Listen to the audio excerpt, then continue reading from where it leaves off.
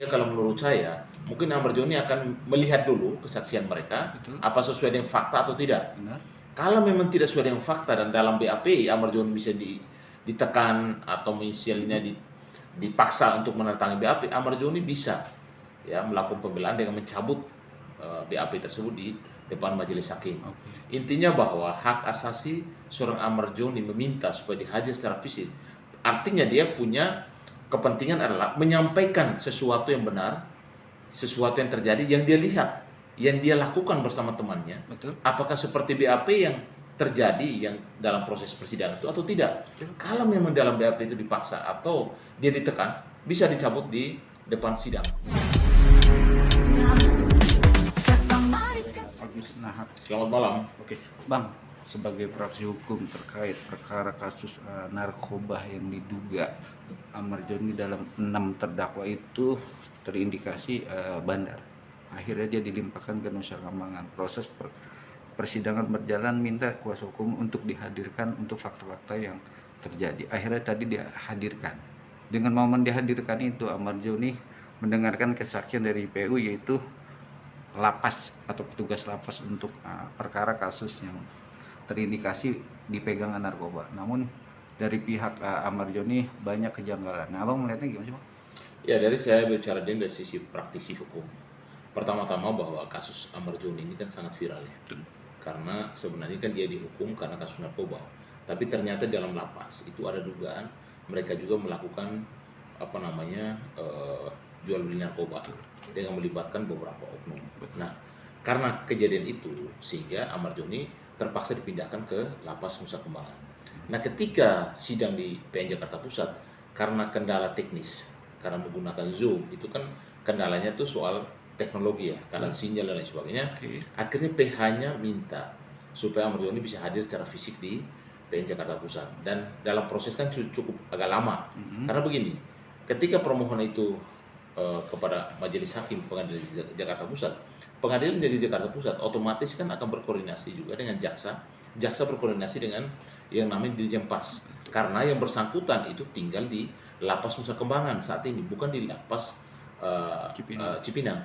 Oleh karena permohonan itu diterima dan Amar Joni akhirnya secara fisik hadir di persidangan hari ini. Betul. Di PN Jakarta Pusat, artinya bahwa ini menunjukkan bahwa hak asasi Amar Joni sudah terpenuhi. Yang kedua, bahwa Amar Joni akan menyampaikan semua apa yang dia tahu, apa yang dia dengar, apa yang dia lakukan. Benar. Karena begini, ketika Amar Joni memang diajukan untuk jadi JC di Pengadilan Jakarta Pusat, ini merupakan suatu momen yang sangat baik untuk kepentingan dan hukuman Amar Joni. Ketika dia membuka siapa yang dibalik semua ini, siapa saja yang terlibat dan lain sebagainya. Apalagi hari ini kesaksiannya adalah kesaksian dari lapas, dari kesaksian dari mungkin dari kejaksaan yang hadirkan ya. Sehingga kalau menurut saya, mungkin Amar Joni akan melihat dulu kesaksian mereka, apa sesuai dengan fakta atau tidak. Benar. Kalau memang tidak sesuai dengan fakta dan dalam BAP Amar Joni bisa ditekan atau misalnya dipaksa untuk menandatangani BAP, Amar Joni bisa ya melakukan pembelaan dengan mencabut BAP tersebut di depan majelis hakim. Intinya bahwa hak asasi seorang Amar Joni meminta supaya dihadir secara fisik. Artinya dia punya kepentingan adalah menyampaikan sesuatu yang benar, sesuatu yang terjadi yang dia lihat, yang dia lakukan bersama temannya. Betul. Apakah seperti BAP yang terjadi yang dalam proses persidangan itu atau tidak? Kalau memang dalam BAP itu dipaksa atau dia ditekan, bisa dicabut di depan sidang pengadilan. Jadi kalau menurut saya, kita juga sebagai masyarakat harus menilai semuanya dengan secara objektif. Dan juga termasuk jaksa penuntut umum, supaya dia juga harus melihat fakta. Harus secara objektif, apalagi hakim juga harus menilai bahwa persoalan Amar Joni ini harus benar-benar clear. Karena ketika Amar Joni diajukan jadi JC, ini satu kesempatan baik supaya kita menggali. Semuanya harus terbuka, semuanya harus transparan. Tidak ada yang boleh ditutup-tutupi kalau disuruh jadi JC. Saya rasa itu akan mempengaruhi hukuman Amar Joni. Bahkan itu akan dilihat sebagai suatu upaya untuk membuka semua kejahatan yang terjadi di lapas. Menarik nih Bang, 3 substansi yang akan saya pertanyakan. Satu, soal apa yang terjadi dari penggeledahan atau penangkapan saat dia di BAP atau saat diperiksa tidak ada kuasa hukum, dan kuasa hukumnya mempertanyakan itu. Gimana Bang dengan proses Ya, hukumnya? jadi pertama ketika misalnya dalam penangkapan memang tidak mungkin ada kuasa hukum. Tapi ketika setelah penangkapan dan penggeledahan, itu ketika di BAP itu memang harus didampingi oleh kuasa hukum. Nah itu dia Nah, bertanya itu nggak ada. harusnya bahwa ketika ancaman penjara itu di atas 5 tahun, itu polisi wajib ya menghadirkan penasihat hukum untuk mendampingi yang bersangkutan. Kalau memang Ahmad Joni tidak bisa hadirkan, itu boleh dari kepolisian menghadirkan untuk supaya Ahmad Joni didampingi karena ancaman hukuman. Itu wajib. Itu wajib. Oke, bicara wajib, tapi kan juga kuasa hukum dari Ahmad Joni memang di saat dia terjadi ketiga atau kedua kali dengan proses ini, kuasa hukumnya tetap ada Bang. Tapi saat dia BAP, saat diperiksa dengan barang-barang bukti, itu nggak ada Bang. Jadi Dan- begini, kalau memang tidak ada kan bisa BAP ulang. Oke. Bisa dihadirkan PH-nya untuk memeriksa apakah barang bukti tersebut benar sesuai dengan BAP awal atau tidak, kan boleh. Betul. Kalau memang dia tidak mengaku ya boleh dibantah. Tidak ada persoalan. Biarpun tidak persoalan, tapi kan proses persidangan sudah berjalan. Kesaksian dari kalapas atau pengawas lapas yang mengetahui ada barang bukti, tapi siap ditanya oleh JPU atau hakim sendiri, dia lupa Bang. Itu gimana Bang? Apapun ditanya lupa. Maksudnya barang buktinya hilang atau barang buktinya lupa? Dengan kronologisnya ditanya dia lupa Bang. Ya namanya manusia bisa lupa saya. Tapi yang penting kan yang pertama bahwa ada barang bukti yang disimpan atau saat ini disita. Yang kedua memang ada juga pengakuan daripada saudara Ahmad Joni dan teman-temannya. Kan polisi kan minimal memiliki 2 alat bukti. Oke. Kalau itu sudah ada, otomatis kan proses hukum menuju dia sebagai seorang tersangka itu kan terpenuhi unsurnya. Oke. Tapi karena kasus ini lex spesialis, undang-undangnya khusus undang narkotika dengan ancaman hukuman dari 4 tahun minimal sampai hukuman mati, artinya orang harus menyediakan PH, penasihat hukum untuk mendampingi yang bersangkutan. Sehingga wajib itu ya. Kalau saya wajib karena ancaman hukuman. Tapi dari pihak Ahmad Joni dikasih waktu untuk pembantahan atau benar atau tidak dengan kesaksian yang diajukan JPU, tapi dia bilang bahwa itu banyak yang tidak sesuai dengan BAP. Itu gimana Bang? Jadi begini, kalau kita bicarakan tidak sesuai, harus juga dibuktikan. Jadi jangan sampai, oh ini tidak sesuai semua, ini tidak benar semua. Faktanya benar. Jadi mencabut BAP itu juga tidak gampang. Harus juga mengajukan bukti-bukti yang benar bahwa itu dia dipaksa, dia ditekan, diintimidasi, bahkan dianiaya dan lain sebagainya. Itu kan bisa dicabut. BAP itu bisa dicabut di pengadilan. Itu pun terkuat dengan serontak dengan dia berstatement bahwa saat BAP itu dengan berkilo-kilo atau beratus-ratus gram, tapi pas saat itu karena ada tekanan Bang, makanya dia mengakui dan dia berstatement itu gimana Bang? Ya kalau soal itu kan yang bersangkutan yang menggerebek atau yang menangkap dan Tuhan yang tahu. Karena kan kalian harus tahu sendiri bahwa setiap tersangka itu tidak pernah bicara jujur. Kebanyakan banyak kebohongan yang dia sampaikan. Makanya kita sini, saya sebagai orang hukum, saya harus bicara fakta. Saya harus percaya kepada penegak hukum. Walaupun keterangan tersangka di dalam BAP itu, di dalam alat bukti tersangka itu nol keterangannya. Tersangka harus menghadirkan saksi, bukti atau ahli untuk membantah apa yang dituduhkan oleh jaksa penuntut umum. Jangan ngomong saya dipaksa, ternyata barangnya ada. Jadi kita tidak bisa percaya terhadap keterangan dari tersangka. Yang ada adalah alat bukti itu ada 5. Ada keterangan saksi, petunjuk, surat, bahkan keterangan ahli dan juga keterangan tersangka. Nah dari 5 ini 2 saja udah cukup untuk jadi seorang tersangka. Tapi kan sebelum terjadinya ini viral Bang, Denpas apa sih Dewan Dirjen Pas kan menyatakan bahwa Ahmad Joni itu memang rutin penggeledahan, dan di situ terbukti cuma 2 lintingannya atau 1 lintingannya. Tapi fakta yang sebenarnya itu hampir 20 linting dan ada SS Bang dengan begitu banyaknya. Itu gimana Bang dengan konteks itu? Jadi begini ya, saya juga perlu menyoroti lapas ya. Bahwa banyak lapas yang kecolongan. Bahkan ada oknum anggota lapas yang bermain di situ. Bahkan bekerja sama dengan para sindikat narkoba internasional, bahkan sindikat narkoba nasional. Nah ini sangat, saya minta kepada Kementerian Imigrasi ya, yang membawahi lapas untuk melakukan evaluasi besar-besaran. Karena ini bukan hanya di lapas di sini ya, Cipinang, lapas-lapas yang lain juga banyak sekali. Jadi ada anggapan bahwa orang lebih nyaman menggunakan narkoba dalam lapas, karena kan dilindungi dalam tembok kan gitu. Tapi apapun itu kita harus percaya kepada penegak hukum kita bahwa apa yang dialami Ahmad Joni saat ini dia sendiri yang berbuat, jadi dia harus bertanggung jawab. Kalau toh dia tidak mengakui, itu wajar. Ingat, keterangan dari para terdakwa itu nilainya 0. Makanya harus PH harus mempersiapkan alat bukti yang mendukung pernyataan dia tersebut. Dalam proses persidangan apapun ya, seorang Ahmad Joni yang sudah berkali-kali di ruang sidangan, apapun diminta permohonan dengan poin-poin tertentu, apalagi meminta bisa dikunjungin sama keluarganya, tapi kan juga harus ada SOP yang dijalani. Nah, Abang melihat itu gimana sih, Bang? Jadi begini, kalau kasus lex specialis, contoh kayak kasus narkoba, memang semuanya sudah diatur. Dikunjungi itu wajib, itu hak asasi keluarga, PH, tokoh agama, rohani dan lain sebagainya. Itu hak asasi orang, tapi diatur. Tidak mungkin tiap hari mengunjungi orang. Dia kan saat ini kan hak asasinya kan dibatasi. Keluar nggak boleh, kunjungan nggak boleh, nggak boleh pegang handphone dan lain sebagainya. Berintegrasi dengan orang luar tuh nggak boleh, kecuali diizinkan dengan jam-jam tertentu. Itu kan memang sudah disiapkan waktunya gitu. Jadi Abang melihat perkara kasus Ahmad Joni dengan besok di hari Kamis kesaksian atau pembelaan dia, dakwaan dia itu gimana, Bang, dengan hukum sendiri? Ya kalau menurut saya Ahmad Joni udah pasti akan membela dirinya.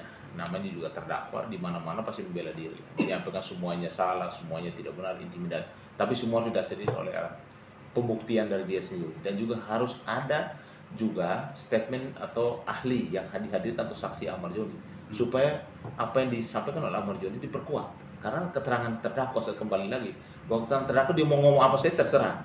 Tapi selama tidak ada yang menguatkan dia dari sisi saksi atau dari sisi ahli, saya rasa itu tidak akan bisa mempengaruhi apa yang disampaikan. Hakim akan menilai itu bahwa memang apa yang disampaikan oleh jaksa penuntut itu benar. Tapi sorotan yang saya lihat dari media sendiri, waktu itu memang awal boleh lab, akhirnya tidak boleh lab, permintaan dari hakim sendiri, ya kan, karena ini kesaksian, takut ya, apalah intinya itu. Tapi dengan proses tadi di pengadilan yang sangat bijak, hakim sendiri melihat terdakwa dengan kepolosan dia, fakta yang sebenarnya banyak dalam 6 itu, banyak sepakat bahwa ini ada intimidasi, Bang, penekanan saat BAP itu gimana, Bang? Jadi begini, kasus narkobanya harus hati-hati juga, teman media, jangan lihat kepolosan orang ya. Jadi setiap banyak kejahatan itu terjadi karena kepolosan. Jadi saya minta juga supaya kita sebagai netizen, sebagai masyarakat melihat sesuatu secara objektif. Kita semua harus tahu bahwa Indonesia darurat narkoba. Apapun itu, mau dia pemakai, penjual, bandar sekalipun, itu memang tidak boleh. Karena hukumannya berat, dari 4 tahun sampai hukuman mati. Nah ini yang harus kalian hati-hati menilai itu. Karena dia sopan, dia polos, lalu kita katakan bahwa dia bukan pelaku kejahatan. Kita harus menilai semua itu dari segala sisi ya, jangan lihat pribadinya dia. Dan kita harus percaya bahwa penegak hukum Indonesia itu masih ada yang baik. Dan penerapan hukum di Indonesia itu kita harus percaya. Mau percaya kepada siapa lagi? Kalau bukan penegakan hukum kita sendiri kan. Dengan kata penegak hukum yang kita lapas itu yang steril, tapi kenyataannya bandar yang diduga memasok atau yang mengasih seorang Ahmad Joni saat ini masih dicari, Bang. Nah, saya itu sering ke lapas. Lapas itu pengecekan berlapis gitu. Bawa makanannya harus dicoba dulu, ditaruh dulu gitu. Masuk ke sana juga harus titip KTP, distempel, dicek sampai pakai sinar X. Bahkan handphone aja tidak boleh dibawa. Tidak boleh bawa apa-apa. Tapi bisa saja namanya penjahat itu otaknya banyak ya. Mungkin dinyelundupin atau bekerja sama dengan oknum lapas, kan kita nggak tahu. Kebanyakan kejadian itu bekerja sama dengan oknum lapas. Makanya bersih-bersih dulu dari dalam. Tapi kita juga tidak boleh juga istilah itu percaya kepada para pelaku kejahatan itu, apalagi khususnya narkoba itu. Itu nggak boleh. Kita harus mendukung pemerintah dalam hal pemberantasan soal terkait dengan narkoba. Karena Indonesia sudah darurat narkoba.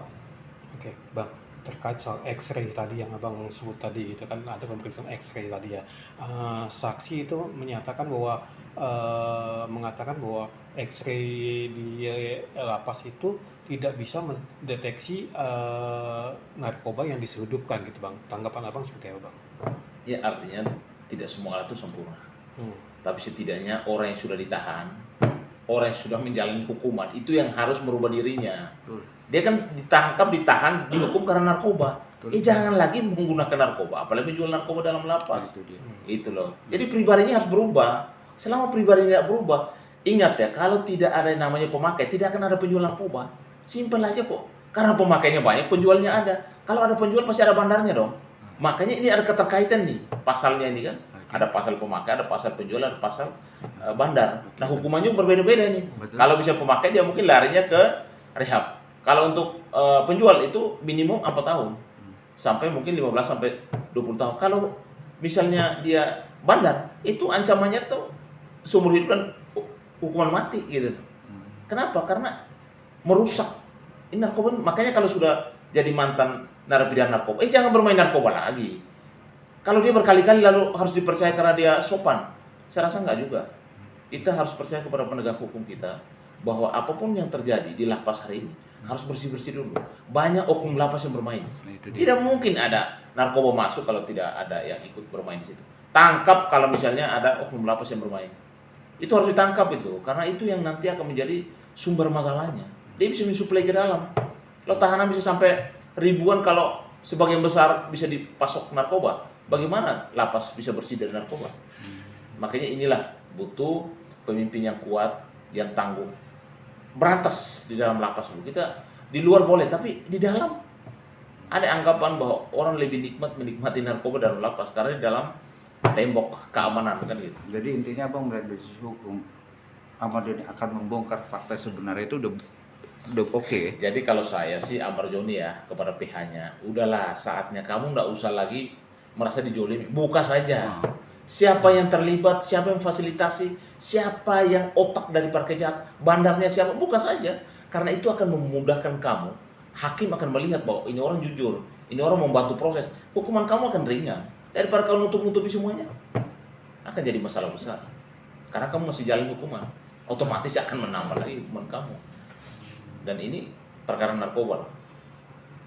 Tapi kata dari kesaksian dari kepolisian, dalam proses itu ada fee Bang, penjualan 10 juta untuk Ahmad Joni. Itu menguatkan juga Bang dalam proses hukum, memberatkan Makanya dia. saya bilang, jangan percaya orang yang menganggap itu polos, sopan. Pelaku kejahatan itu banyak kelihatan polos dan sopan. Contoh kasus korupsi, orang yang polos, ternyata korupsi triliunan kan. Iya. Jadi kita tidak boleh percaya personal. Yang kita percaya adalah penegakan hukum.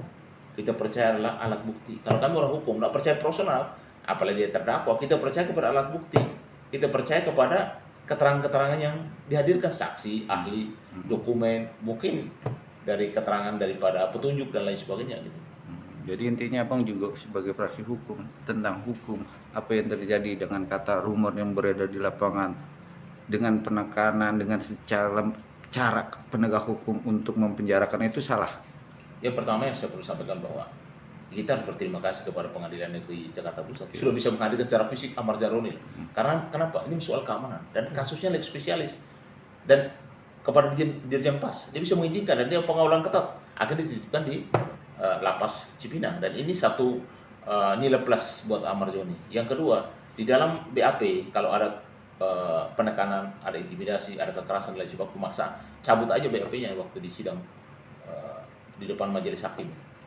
Berarti udah cukup kuat Bang ya jika Ahmad Joni ingin mencabut BAP tersebut, karena Ahmad Joni dan terdakwa yang lain mengaku mengalami intimidasi saat dilakukan BAP. Tadi kalau menurut saya, kalau itu terbukti, kembali lagi, kita jangan percaya terdakwa 100%. Kita juga harus bukti di mana buktinya di intimidasi. Kan ada CCTV. Iya. Kan waktu BAP kan ada CCTV. Lihat aja alat itu namanya bukti petunjuk CCTV itu. Benar nggak ada intimidasi? Benar nggak ada kekerasan? Benar nggak ada pemaksaan? Jadi menurut saya, apapun keterangan Ahmad Joni hari ini, ya silahkan aja kita menilai. Tapi yang kita harus percaya adalah bukti-bukti yang dihadirkan. Apakah bukti itu benar atau tidak? Karena lu berurusan dengan pelaku narkoba, bos. Udah pasti saya keterangan saya tidak percaya. Gitu. Siap, Abang Gu, keren. Makasih Bang. Dari yang lain, kontennya unik, selalu bikin pengen nonton lagi. Dari tawa seru hingga misteri malam, penelusuran angker bikin merinding dalam gelap.